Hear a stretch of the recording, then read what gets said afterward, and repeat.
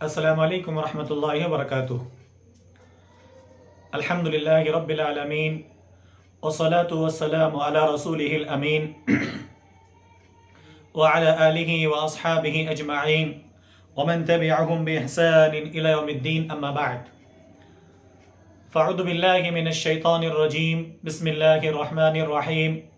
اذا جاء نصر اللہ والفتح ورأیت الناس يدخلون في دین اللہ افواجا فسبح بحمد ربک واستغفرہ انہ کان توابا۔ معزز حاضرین، آج کے اس درس میں ایک بات جاننے کی کوشش کریں گے کہ اللہ تعالیٰ نے اسلام کو اتنا سربلندی عطا کیا، اس کی وجہ کیا تھی۔ اگر ہم تاریخ کا مطالعہ کریں، اسلام کے اندر کی باتوں کو دیکھیں تو اللہ کے نبی صلی اللہ علیہ وسلم نے مکے میں 13 سال نبی علیہ الصلوۃ والسلام نے گزارے، یعنی کہ 10 اور 3 13 سال اللہ کے نبی صلی اللہ علیہ وسلم نے مکے میں زندگی گزاری، لوگوں کو توحید کی دعوت دی نبی بننے کے بعد۔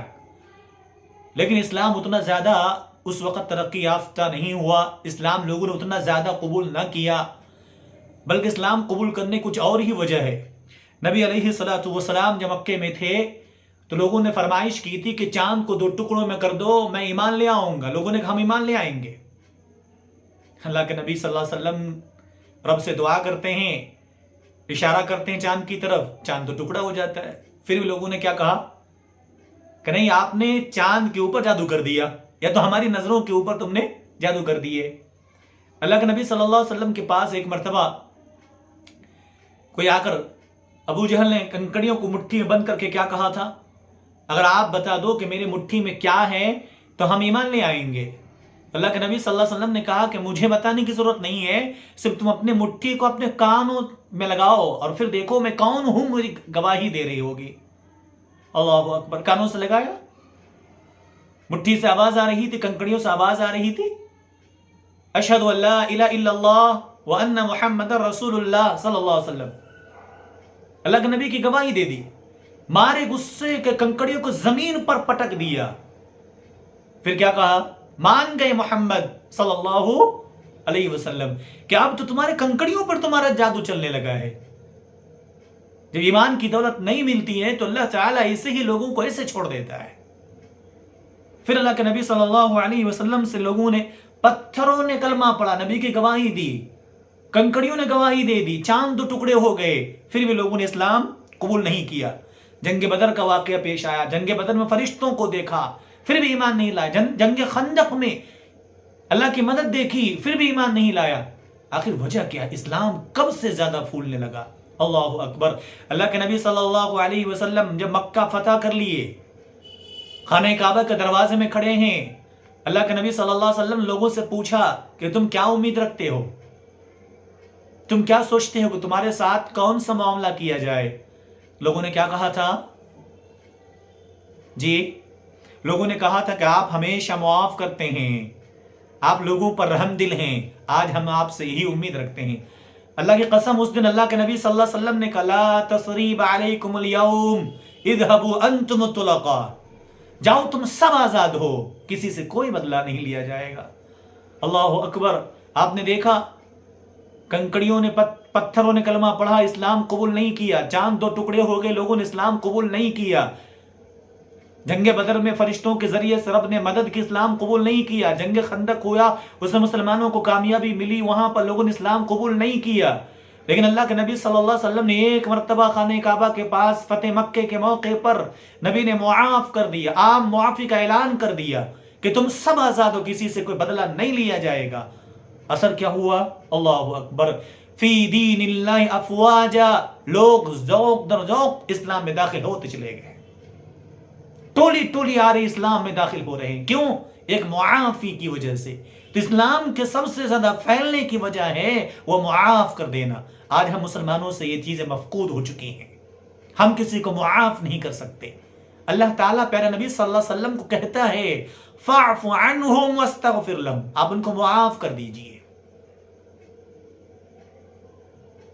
کتنی بڑی چیز ہے معاف کر دینا۔ آج ہمیں کوئی گالی دے دے، ہم تو ڈبل گالی دیتے ہیں، ہم تو انتظار میں لگے رہتے ہیں کہ آج تم نے مجھے دبا دیا، کل ہو کہ میرا بھی وقت آئے گا، ہاں جی میرا بھی وقت آئے گا، ہم بھی تم سے بدلہ وصول لیں گے۔ ہمارے اندر معافی کا جذبہ ختم ہو چکا ہے، ہم معاف نہیں کرنا چاہتے، اس لیے جانو ہمارے دشمن بھی اتنے زیادہ ہیں اور ہم سے متاثر بھی نہیں ہیں، کیونکہ ہمارے اندر سے وہ چیزیں مفقود ہو چکی ہیں۔ تو اس سے پتہ لگا میرے عزیزو آج کے درس سے کہ ہم آپ کو معاف کرنے کا جو عمل ہے یہ اپنانا چاہیے۔ غلطی کسی سے بھی ہو سکتی، غلطی ہم سے بھی ہو سکتی ہے، آپ سے ہو سکتی ہے، کوئی معصوم نہیں ہے، لیکن غلطی کرنے والے کی جگہ پر کھڑے ہو کر تو سوچو۔ ہم یہ سوچیں کہ نبی علیہ السلام نے لوگوں کو معاف کیا، ہم بھی معاف کریں گے۔